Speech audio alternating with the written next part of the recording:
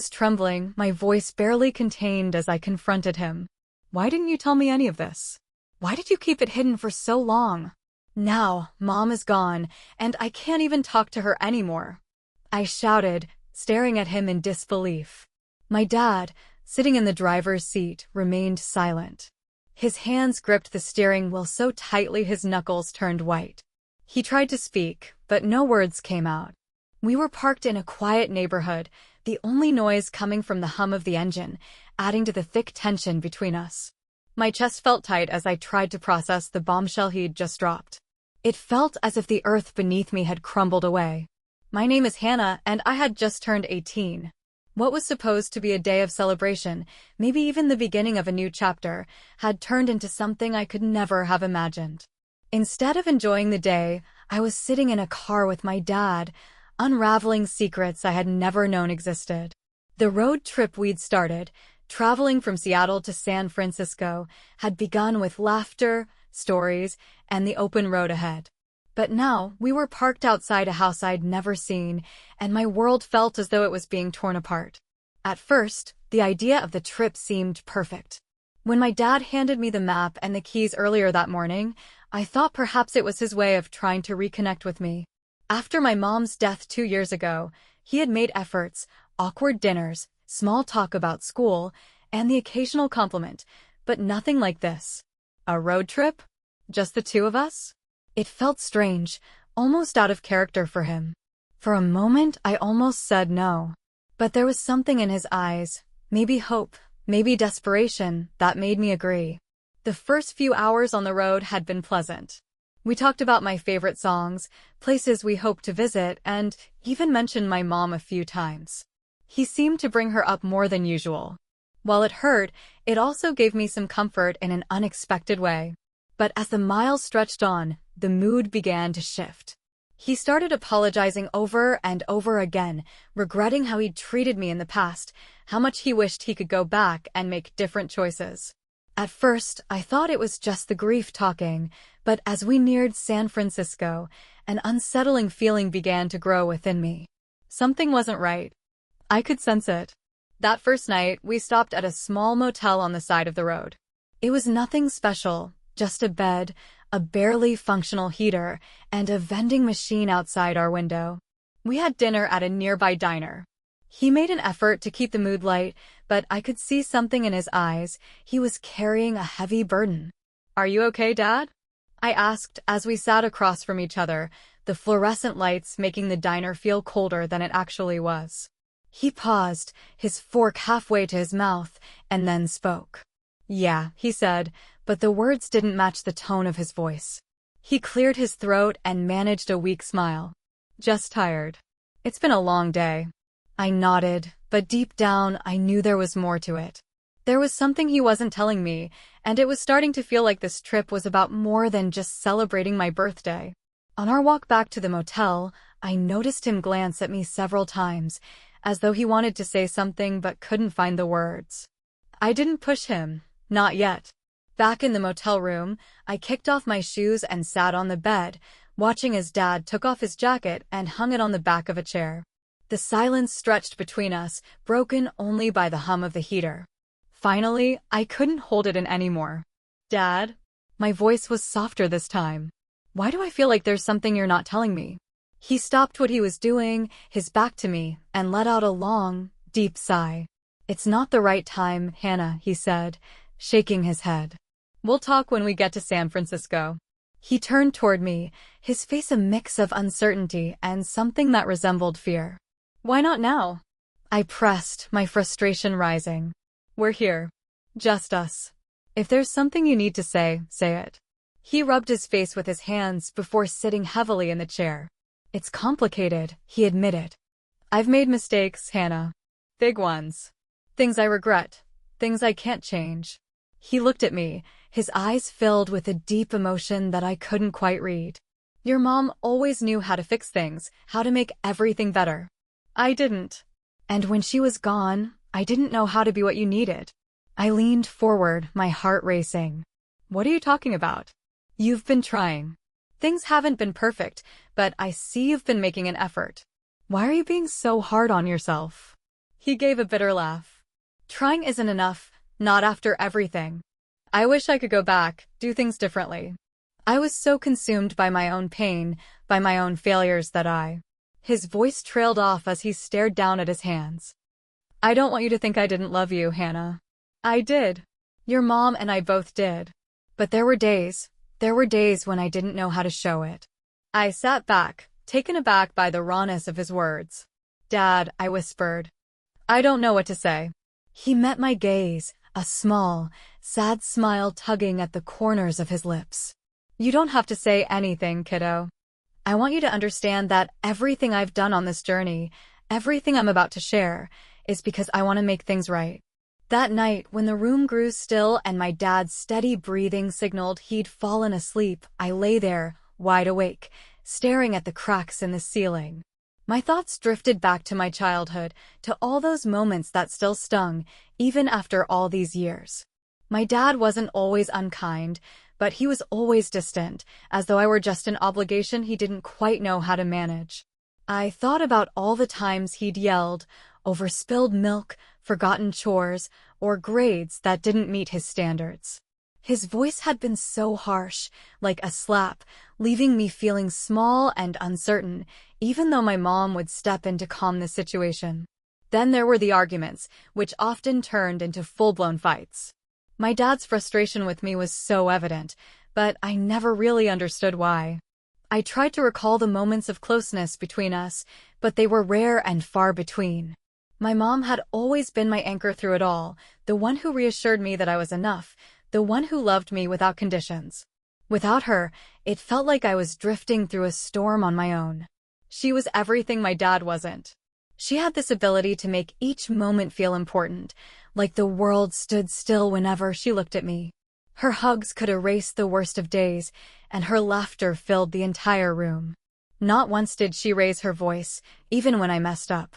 Instead, she would sit down beside me, talk things through, and make me feel like I mattered. Losing her was like losing the sun. Since then, nothing has felt as warm or as bright. Thinking of her helped me calm down, and I eventually fell asleep. The next morning, I woke to find my dad sitting by the motel window, gazing out at the parking lot. His shoulders were slouched, and the lines on his face looked more pronounced in the soft morning light. When he saw I was awake, he turned to me with a faint smile, though I could see the effort behind it. Good morning, birthday girl, he said, trying to sound upbeat. 18? Big milestone, huh? Yeah, I replied, stretching as I sat up. Feels the same so far. He chuckled quietly, but it didn't reach his eyes. Well, maybe this will help, he said, standing up and retrieving a small envelope from his bag. He handed it to me, holding on for a moment before releasing it. Here's your gift, he said, his tone lighter than his expression. It's something important. I looked at the envelope, its edges worn from handling. What is it? I asked, glancing back up at him.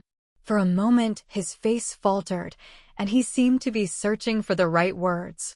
I want you to wait, he said finally, his voice softer. Don't open it yet. Keep it sealed until we get to San Francisco. He smiled again, but it was shaky, like he was trying to keep something inside. Promise me, Hannah. I nodded, carefully tucking the envelope into my bag. Okay, I promise. He exhaled deeply, the tension in his shoulders easing just a little. Good, he said, standing straighter, trying to sound more upbeat. Now let's hit the road. Breakfast is on me. But even as he tried to sound cheerful, I could see the weight he was carrying. Whatever was in that envelope wasn't just a birthday surprise, it was something much more. After we checked out of the motel, we went to a small diner down the road. My dad ordered pancakes for me, stacking them high with whipped cream and placing a candle in the center. Can't have a birthday without cake, he said with a grin, but his voice quivered just enough for me to notice. I smiled back, trying to match his energy, though the envelope in my bag felt heavier with each passing minute. The drive that followed was quieter than before, the air thick with things unsaid. My dad tried to keep the mood light, pointing out random landmarks and playing a mix of oldies on the radio, but I could tell his heart wasn't in it. Every so often, I caught him glancing at me, his jaw tightening as if he was about to say something but couldn't quite bring himself to.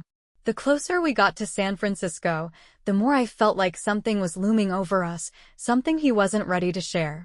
By late afternoon, the city skyline appeared in the distance, silhouetted against the setting sun. My dad fell silent as we crossed the bridge, the usual hum of his chatter replaced by a deep, almost oppressive quiet. I watched him out of the corner of my eye, his grip on the steering wheel tightening as the car wove through traffic. "We're almost there," he said at last, his voice soft. "We'll check into the hotel first." When we pulled into the parking lot of a modest hotel on the outskirts of the city, he parked and sat still for a moment, staring ahead. "You all right, Dad?" I asked, my voice tentative. He nodded quickly, though his eyes told a different story. "Just tired," he muttered. He exited the car before I could say anything else, grabbed his bag, and headed toward the hotel entrance. I followed him, my heart racing with a growing sense that whatever he was about to say would shift everything. Once we entered the hotel room, my dad dropped his bag near the door and checked his watch. "Settle your things," he instructed, his voice sounding lighter than it had all day. "There's somewhere I want to take you tonight." I looked at him with curiosity as I placed my bag on the bed. "Somewhere? What kind of place?" He smiled faintly, avoiding eye contact. "Just somewhere special. Trust me, you'll like it." His voice was steady, but I could detect a slight nervousness. Despite that, I wanted to believe it would be something good. Maybe this was his way of celebrating my birthday after such a strange day. "Okay," I replied with a shrug. "Let me freshen up first." As I got ready, my mind raced with possibilities. Could it be a nice dinner? Or maybe a surprise location my mom used to mention? That thought made me smile for a moment. I allowed myself to feel a flicker of excitement, hoping tonight could be the special memory I had been longing for. After getting ready, we left the hotel and headed into the city. The streets buzzed with energy, neon lights flickered in the fading daylight, and the sound of conversations and traffic filled the air. My dad remained quiet as he drove, maneuvering through unfamiliar streets with a focused expression. So I asked, trying to lighten the mood, "Are you going to tell me where we're going, or is that part of the surprise?" He briefly glanced at me, a small smile pulling at the corner of his lips. "It's a surprise," he replied, his tone softer than usual. "Just sit back and enjoy the ride." I leaned my head against the window, watching the city whiz by. For a moment, I allowed myself to believe this was something good, perhaps a restaurant, a landmark, or even something tied to a memory of my mom. But as the streets became quieter and the buildings appeared older and more worn down, I began to feel that unsettling knot in my stomach again. We eventually turned onto a narrow, dimly lit street with small, worn houses lining each side. My dad slowed the car, his eyes scanning the faded numbers on the mailboxes. "Here we are," he said quietly, pulling over in front of a modest house that appeared old and weathered, with chipped paint and a sagging porch. The engine hummed to a stop, and the silence that followed was deafening.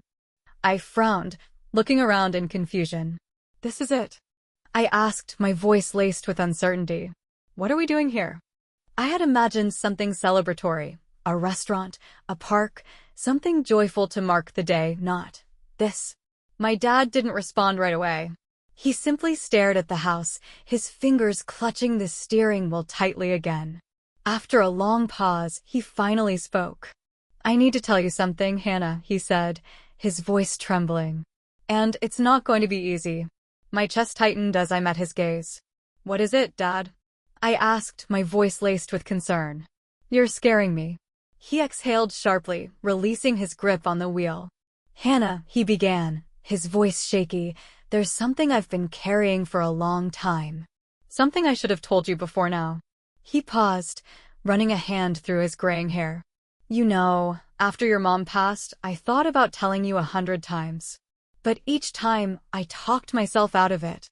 I convinced myself it wasn't the right moment, or that it would only hurt you more. The truth is, I was scared. Scared of how you'd look at me afterward. Scared of what it would mean for us." I stayed silent, my throat tight as I watched him struggle to find the right words. He continued, his voice cracking. You've probably wondered why I wasn't always the best dad. Why I seemed so distant when you were little. Why I was often angry or disappointed. I hated myself for it, Hannah. I really did. Because none of that was your fault. Not one bit of it. He took a shaky breath, gripping the wheel again, as if it were the only thing anchoring him. When your mom and I got married, we wanted a family so badly. She talked about it all the time, what our family would look like, how much love we had to give. But we couldn't. I couldn't. And that broke something inside me. I felt like I wasn't enough, less of a man, less of a husband. Because I couldn't give her the one thing she wanted the most. I didn't handle it well. I became bitter, angry, and I shut her out when I should have leaned on her. He glanced at me for a moment, his eyes wet. But your mom, she was strong. She didn't let my anger tear her down. She wanted a family, and she convinced me that adoption could be just as meaningful as having our own child. She was right, of course. She always was. But at the time, I couldn't see it that way. I was too lost in my own shame to embrace what we had.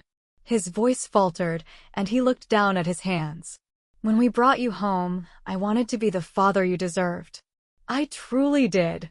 But every time I looked at you, I saw my own failure. I saw everything I couldn't give your mom. And instead of facing that, instead of working through it, I took it out on you.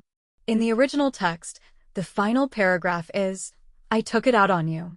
Rephrased, instead of dealing with it, I directed all of my frustration toward you. I kept my distance, believing it was the best way to protect you from me. But all I did was cause you pain, and for that, I can't forgive myself. As tears streamed down my face, I stayed silent, unable to find the words. He wasn't finished yet. When your mom passed away, everything changed, he continued, his voice thick with emotion. Losing her felt like losing a part of myself. It made me realize just how much I had failed you, how much time I had wasted being the kind of father you didn't deserve. His voice faltered, but he pressed on. That's why I've been trying, Hannah. Trying to make things right, even though I know I can't fully fix what I've done. He paused again, his hands trembling in his lap, then he went on, his voice lower now. And now, you're 18. Your mom and I had always agreed that when you turned 18, we'd tell you the truth. But after she passed, I didn't know how to do it. I didn't know if I could find the right words or if I could face the questions you'd have. He let out a shaky breath. But you deserve to know. You need to know. He looked at me then, his eyes filled with regret, but there was also something else there, relief, maybe, or even peace. Hannah, you're adopted. We adopted you when you were a baby. Your mom and I always wanted you to know, but we wanted to wait until you were old enough to understand. And now, here we are. I froze, his words echoing in my mind. Adopted. It felt like the world had tilted, leaving me scrambling to find my bearings. I opened my mouth to respond, but no sound came out. My father didn't move, his hands still shaking as they rested on the steering wheel. Hannah, he said softly, breaking the silence. I know this is a lot to take in. I know it's not fair to drop this on you like this. But I couldn't keep it from you anymore. The car felt like it was closing in on me, the air thick with the weight of what he had just told me. I couldn't look at him. Instead, I stared at the house in front of us, my vision blurred by tears. The paint was chipped, the lawn overgrown, but all I could see was the reflection of my shock. Why? I finally managed to choke out. Why wait so long to tell me? And now my mom's gone, and I can't even ask her. I can't talk to her about it. My voice broke, and I felt the weight of everything pressing down on me. My father dropped his head, his shoulders sagging under the weight of my question. I know, he whispered, his voice thick with emotion. I should have told you sooner. Your mom wanted to tell you when you were younger. She thought we should, but He sighed deeply, gripping the wheel with both hands. I was a coward, Hannah. I didn't know how to handle it, and after she passed, I didn't know if I could face it alone. I turned to him, anger and sadness mixing in my voice. And this house? What is this? Why are we here? His gaze fixed on the dashboard, and he swallowed hard before answering, his words slow. This is where your biological mother lives. We thought you might want to know where you came from, who she is. But that's up to you. Whatever you decide, I'll support you. Before I could respond, my dad nodded toward the glove compartment. Get the envelope, he said, his voice steadier, but still laced with emotion. I hesitated but opened the compartment, finding the envelope I had placed there that morning. It now felt much heavier than I had realized. Open it, he said again, his eyes fixed ahead, avoiding mine. I slowly reached for it, sliding my finger under the flap and pulling out the folded piece of paper inside. My heart pounded as I unfolded it, my breath catching when I saw what it was. My birth certificate. My original birth certificate. The name under Mother wasn't my mom's. It was a name I didn't recognize, written clearly in bold ink. I stared at it, my eyes struggling to focus. What? I whispered, barely able to speak. What is this? My father exhaled, turning to look at me with eyes full of sorrow and guilt. It's the truth, Hannah, he said quietly. This is where your story began. I couldn't look away from the certificate. My fingers traced the unfamiliar name written under Mother, and I felt a lump rise in my throat. Everything felt unreal, like I was living someone else's life. This can't be real, I said, my voice trembling. Why didn't you tell me before? Why did you and Mom keep this from me? He slumped in his seat, letting out a long sigh. We thought we were doing what was best, he said heavily. Your mom and I wanted to wait until you were old enough to understand. But time passed, and then she was gone, and I didn't know how to tell you by myself. I was afraid, Hannah. I was afraid you'd hate me for keeping it from you. As I sat there, trying to digest the birth certificate in my hands, something moved inside the house. A shadow passed behind the curtains of the front window, and for a moment, I thought I saw someone glance out at us. My breath caught in my throat, and I instinctively held the paper tighter, as if it could steady me in the storm of emotions that were threatening to overwhelm me. I took a deep breath, my voice barely audible as I turned to look at my dad. Is that? I began, trailing off. He gave a slow, deliberate nod, his eyes focused on the house. That's her, he replied softly. Your biological mother. His words hung in the air, weighted with meaning. I turned back to the house, my mind spinning with questions. So many questions. But none of them seemed to make it past my lips. My gaze stayed locked on the house, unable to break free. The curtains fluttered again, and this time, the figure stood still, barely visible in the dim light from inside. A strange tension filled my chest, and I felt something pulling me toward the house. Fear, curiosity, anger, all tangled together. What should I do? I whispered under my breath as though I was asking the question of myself. My dad didn't respond right away. He just sat quietly, his hands resting on the steering wheel, his face unreadable. Finally, he spoke, his voice calm but gentle. It's your choice, Hannah. I brought you here because I thought you deserved to know. But meeting her, that's up to you. Whatever you decide, I'll be here with you. And now, here I am, sitting in this car with everything I thought I knew about myself completely flipped upside down. His words echo in my mind. It's your choice. But how am I supposed to decide? On one hand, meeting my biological mother could give me the answers to so many questions I didn't even realize I had. Who is she? Why did she give me up? Does she ever think about me? Part of me feels like I owe it to myself to find out, to take this chance and learn what I can. But on the other hand, what if it's too much? What if meeting her just makes everything more complicated? My life, while far from perfect, has been mine. I had a mother who loved me deeply and a father who, despite everything, is finally trying to be the dad I've always needed. What if meeting her ruins all of that? What if she doesn't want to see me, or worse, what if I meet her and it doesn't change anything? I don't know what to do. This feels like too big of a decision, too overwhelming, and I can't shake the feeling that I might not be ready for whatever happens next. And that's where you come in. What would you do in my shoes? Would you walk up to that door and take the leap, or would you turn away and keep moving forward with the life you've built? Please, let me know your thoughts in the comments. I need all the help I can get. Hey, did you enjoy the story? If so, Don't forget to like and subscribe to the channel. It really helps us out and ensures you won't miss any of the great stories we share. Thanks for watching, and we'll see you in the next one.